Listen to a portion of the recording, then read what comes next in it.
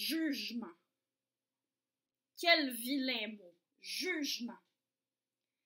Est-ce que c'est pas prétentieux et aussi très vilain de porter des jugements?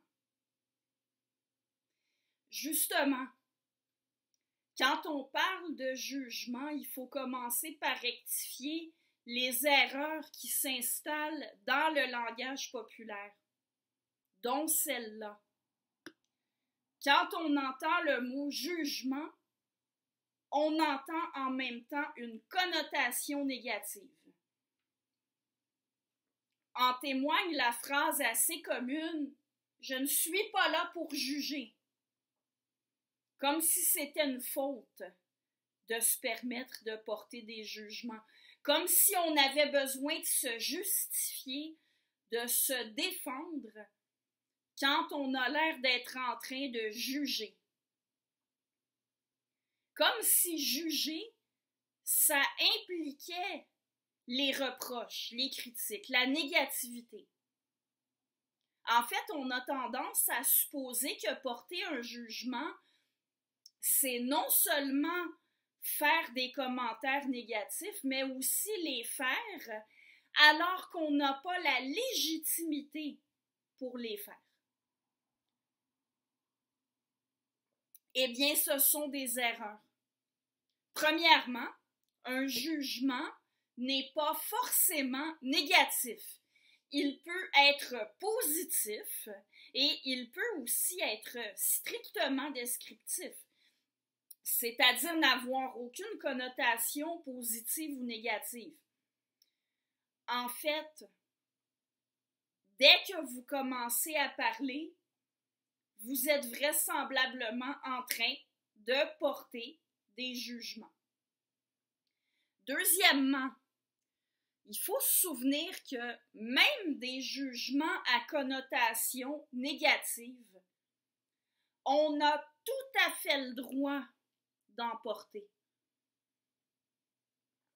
C'est bien de faire preuve de prudence, de se dire qu'on peut se tromper, de s'assurer autant que possible avant de faire part aux autres des jugements négatifs que l'on porte, que c'est vraiment pertinent de leur en faire part. Mais on ne peut pas aller jusqu'à dire qu'on n'a pas le droit de porter des jugements négatifs. D'une part, ça vient avec le droit à la liberté de conscience et d'expression de pouvoir porter des jugements négatifs. D'autre part, il arrive que des jugements négatifs, ceux qu'on pourrait appeler des critiques, soient utiles pour améliorer les choses. Alors jugez, chers amis, jugez. Jugez avec prudence, avec rationalité, avec tact, avec empathie, avec générosité. Mais jugez, il faut le faire. Alors, jusqu'ici, j'ai dit qu'un jugement n'est pas forcément négatif, mais je n'ai pas encore dit en quoi ça consiste, un jugement. Ça semble banal dit comme ça, mais porter un jugement, c'est tout simplement dire quelque chose à propos de quelque chose. Un jugement, on peut aussi appeler ça un énoncé ou encore une proposition. En fait, un jugement, un énoncé ou une proposition, c'est une phrase, mais attention, toutes les phrases ne sont pas des jugements ou des énoncés. Un jugement, un énoncé, c'est spécifiquement une phrase qui peut être vraie ou fausse.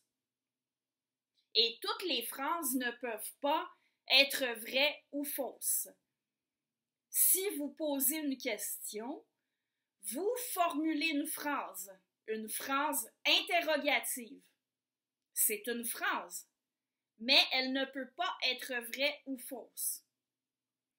Si j'invite quelqu'un à dîner chez moi et que pour m'assurer que le dessert soit à son goût, je lui demande « Aimes-tu le chocolat? » Ma question ne peut pas être vraie ou fausse. On peut aussi formuler des phrases impératives.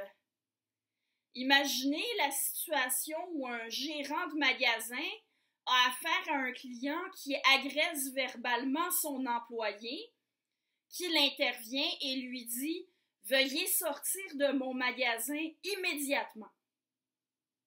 Il formule une phrase, mais sa phrase ne peut pas être vraie ou fausse. Alors finalement, un jugement ou un énoncé ou une proposition, c'est une phrase affirmative ou négative. Ici, pas négative au sens où on dit que quelque chose est mauvais ou déplorable, mais au sens grammatical. C'est-à-dire quand on dit qu'une chose n'est pas ceci ou cela. Alors, vous voyez, je pourrais dire tout simplement « Je porte un haut vert ». C'est un jugement. Je ne porte pas de chapeau en ce moment. C'est un jugement. Dans les deux cas, ce sont des jugements vrais. Mais un jugement pourrait très bien être faux. J'ai les cheveux noirs. C'est un jugement. Il est faux, mais c'est un jugement. Alors, bref, un jugement, synonyme d'énoncé ou de proposition, est une phrase affirmative ou négative, une phrase qui peut être vraie ou fausse. Pour le formuler autrement, juger, c'est affirmer ou nier quelque chose. Dans les prochaines capsules, je vais distinguer 5 types de jugements différents. Les jugements de fait, les jugements d'interprétation, les jugements de valeur d'appréciation, les jugements de valeur de prescription et les jugements de préférence. Moi, je propose cette catégorisation-là. On pourrait en proposer d'autres. Et comme c'est généralement le cas quand on fait des catégories, il arrive qu'on tombe sur des cas pour lesquels il n'est pas évident de les classer dans une catégorie ou dans une autre parmi celles que je propose. Mais les catégories que je propose sont quand même utiles pour analyser le discours. Je vous retrouve dans la prochaine capsule pour parler du jugement de fait.